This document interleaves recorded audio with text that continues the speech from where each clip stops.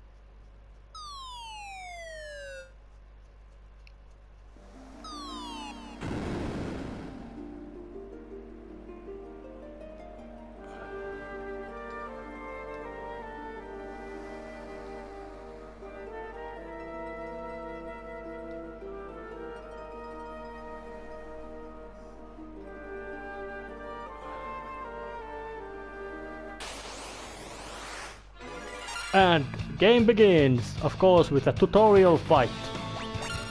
So let's just use the basic attacks to defeat these very basic enemies first. Yeah, hit. 4 hits. Yeah, they went down with 1 hit. You get kill and you get experience points. Basic Final Fantasy stuff.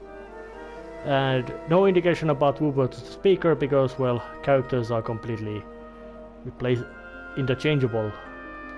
But apparently these 4... Well, you orphan youths were exploring a cave which opened after an earthquake, and, well, story begins.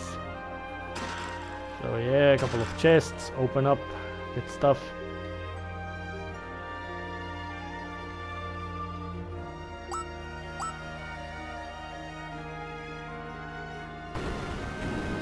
Oh yeah, I must... And there's a... there's a little wall node at the side. Haven't done much of fighting to figure out how can I actually turn it off. And which is very convenient thing to have. But, of course, chests contain stuff and more enemies. So you can manually put all the commands.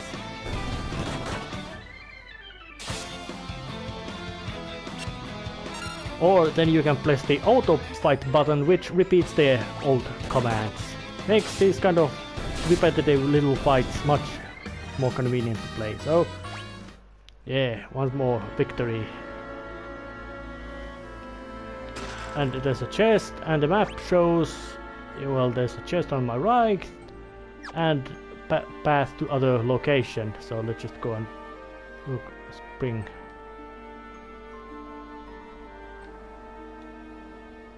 Yeah, oh yeah. More enemies. I'm not doing the editing out of fights at least at this first episode because, well, it's idea to show just the basic mechanics. And so yeah, I got an item and this spring, wellspring. Yeah, full magics and revivals, in case you are completely moron. So with auto fight, just repeat all the fighting commands because that's all I can do.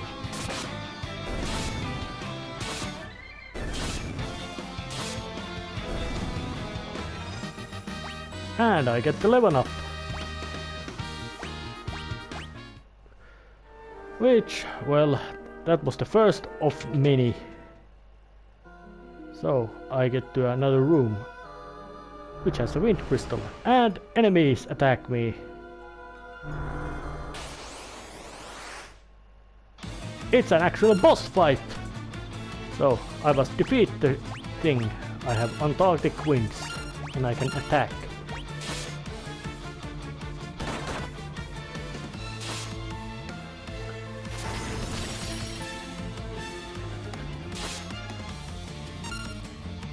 Maybe I just repeat the command and see what is it enough. Well, one was enough. Yeah, the first boss means very easily defeated because very little equipment.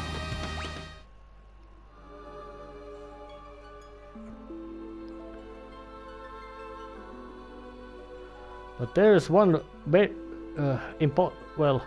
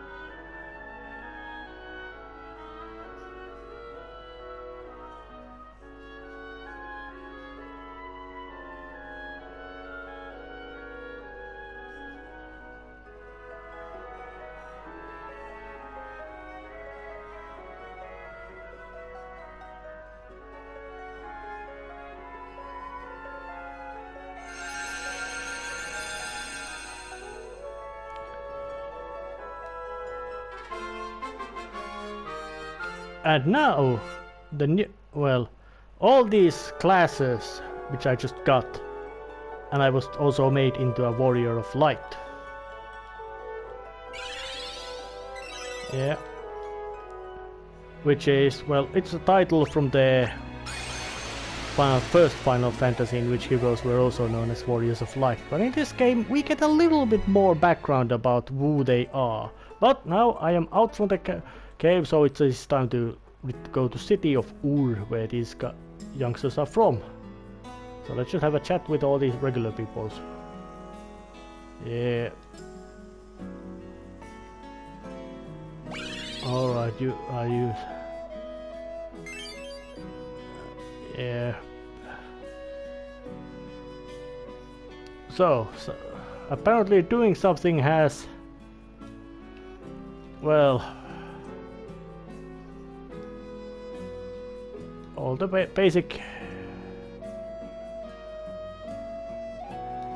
So there has been a great earthquake and all that kind of things. Crystal altar has been sank. Well, it's already been found.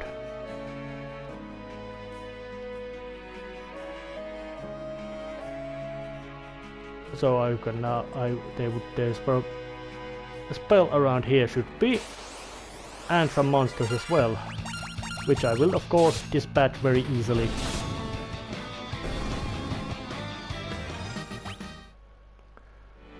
And experience point numbers are actually divided between surviving team members. So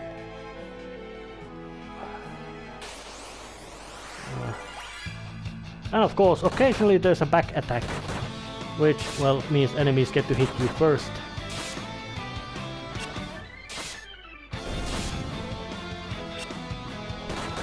And goblins are just so weedy at that there's no... There was lots of hitting involved. And here's the building.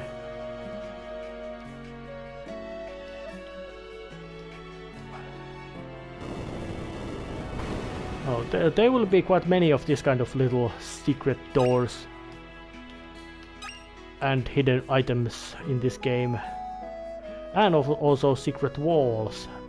All of those things which are not that common in all Final Fantasy games. And of course there will be loot and a spell and sword, all kinds of handy things. So I have done some exploration of the city, so it's time to go and meet the elders and get more acquainted with the plot of the game. Because it has already started to happen. Let's do a chat. Elder to Papa. Words of wisdom.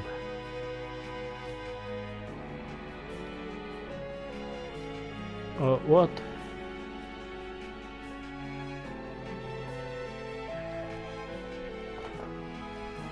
Yeah.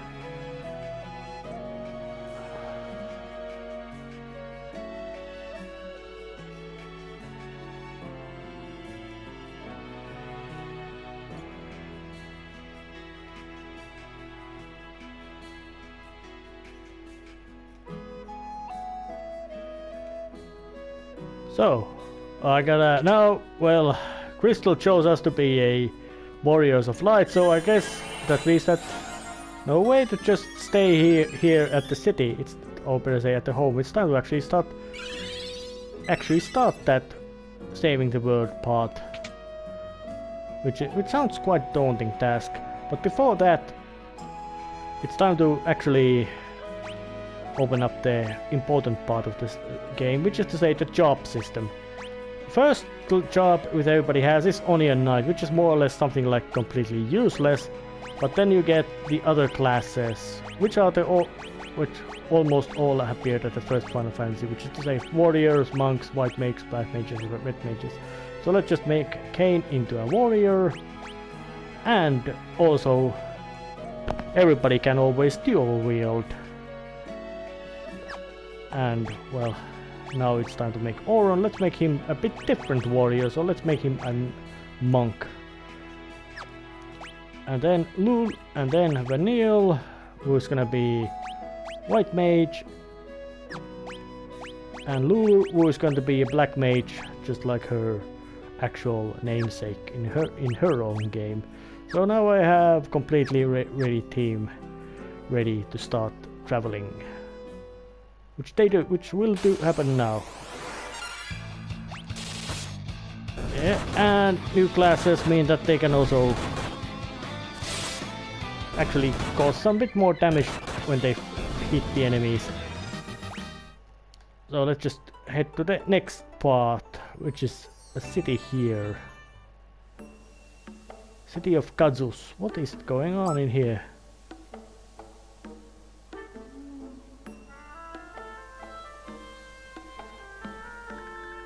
Ghosts. Cursed city full of ghosts. Doesn't sound particularly interesting, or you could say intimidating. Oh, and there was another hidden path, which had a staff, leads to another location around here. Zeus's Wrath, Helms, Mithril Helm, quite regular stuff you could expect to find. So let's just go.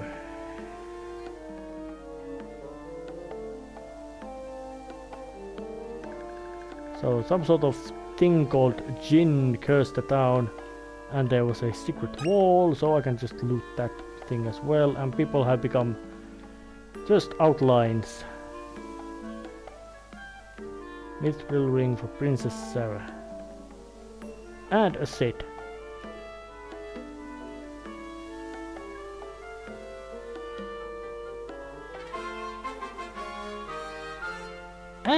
there's a airship built by a guy called Sid.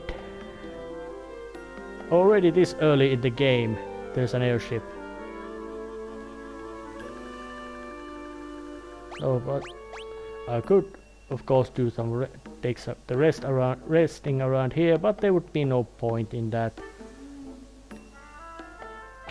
So it would but it would be time to very much to go and actually found the airship. Yeah, Sid himself can't fly it yet, so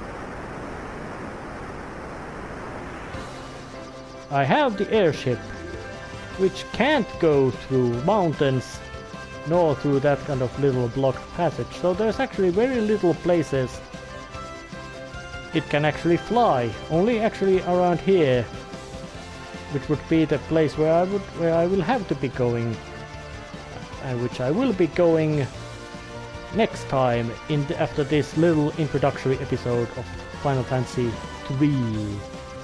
I'll see you next time. See ya.